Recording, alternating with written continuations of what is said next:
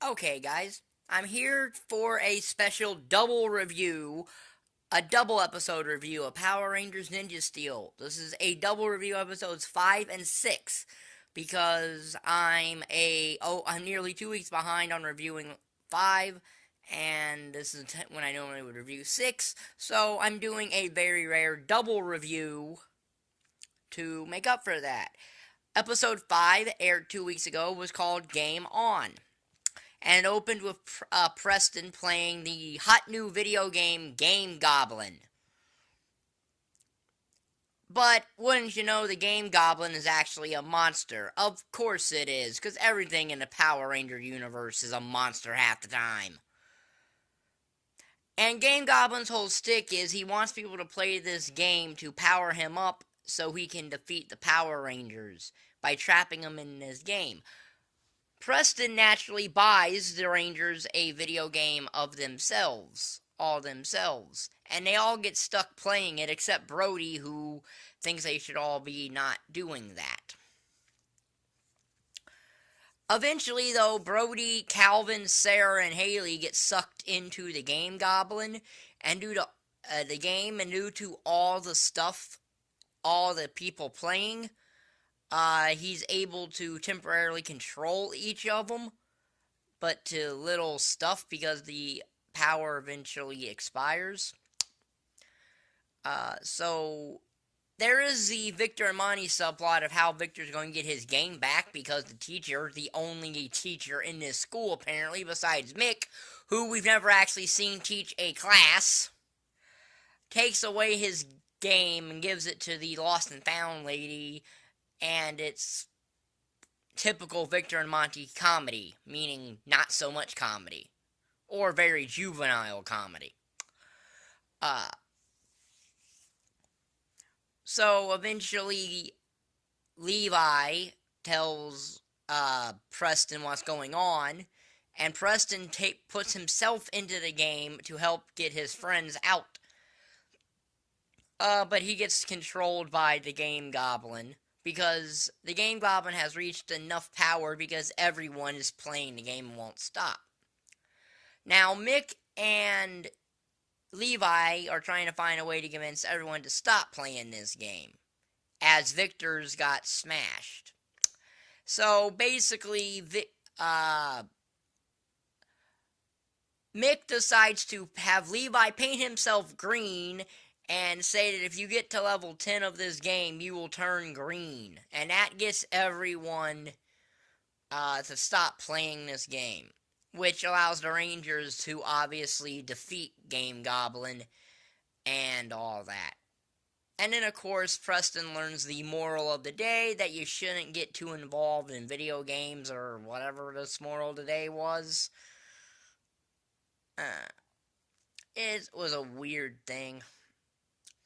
But they also, at the end, tease the next few episodes when it is revealed that the Galactic Ninjas have been booked for the next few episodes. At which point we find out that Game Goblin curse was actually real, since Cosmo got to level 10 and he turned into green like the Game Goblin. So that was episode 5, Game On. It was a not so good episode, to be quite honest. The episode of Dino Thunder that was video gaming is a much better episode. This one, not so much.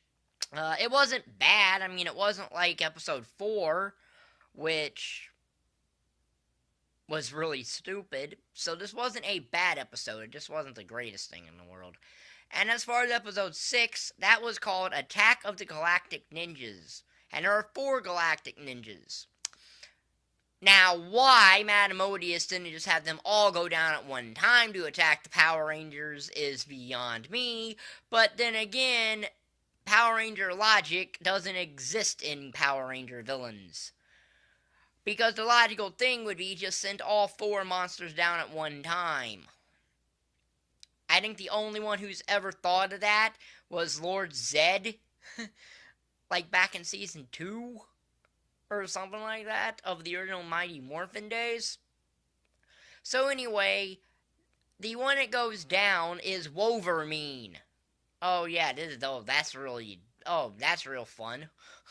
Because basically all you did was change like 2 letters to avoid copyright on the Wolverine character. Although I think this character is the animal Wolverine. This monster is a Wolverine animal, but they named him Wolverine.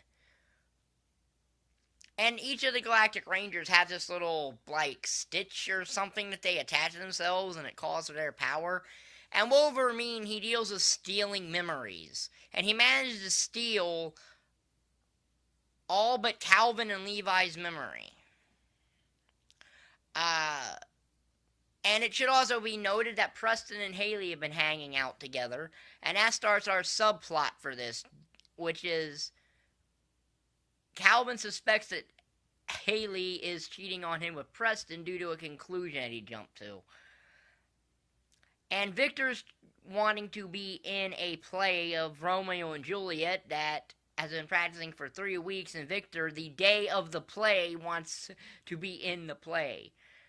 And the play director lets him in. Now, I'm pretty sure that most play directors, if you wait till the day of the play to say you want in the play, they won't let you in. Nor does that even happen anyway, because Victor has made Preston's understudy, and he basically ends up him and Monty end up in a box that is due to be shipped to South Africa. Okay. So, basically, using the tricks that Calvin saw Wolverine employ, he manages to get all the Rangers' memories back that were stolen, and they all do a group morph, and they all fight Wolverine and all this stuff, and eventually they defeat Wolverine. But as far as the whole Calvin and Haley situation, Mick drops a hammer on his foot and starts jumping to a wild conclusion, which makes Calvin realize that you shouldn't jump to conclusions. I don't get that scenario. Anyway, after the fight, Haley tells Calvin that she wants him to see something. So they all go to the play, and that's when Calvin realizes about that. And of course, he forgives them for being jealous, but not to get jealous again. And Madame Odious takes Wolverine's little power source, but Wolverine's not destroyed. He just goes away. Which is clearly, I guess, leading to what the end of this little 4-episode arc is going to do. But if I'm correct, and I'm pretty sure I am, we won't even get the end of this story arc till probably late August, or early August, or something like that, because I'm pretty sure after the next 2 episodes, the Super Ninja Steel is going on hiatus, because that's generally what happens. After 8 episodes, it goes on hiatus, and then there's the other 12. Or 14 if you count the holiday specials, but I don't really count the holiday specials. Yeah, all in all, this episode was a little bit better than episode 5. Wasn't the greatest thing in the world, but at least it apparently is building to something. Whether that is anything good or not remains to be seen. But at least it's building to something, and clearly some kind of at least a story arc. That probably should just be a 4-part arc, but it's not going to be. So yeah, this video will be in the Power Ranger Super Ninja Steel review playlist. If you like the video, like button is down there, subscribe button is down there, and thank you for watching. Bye.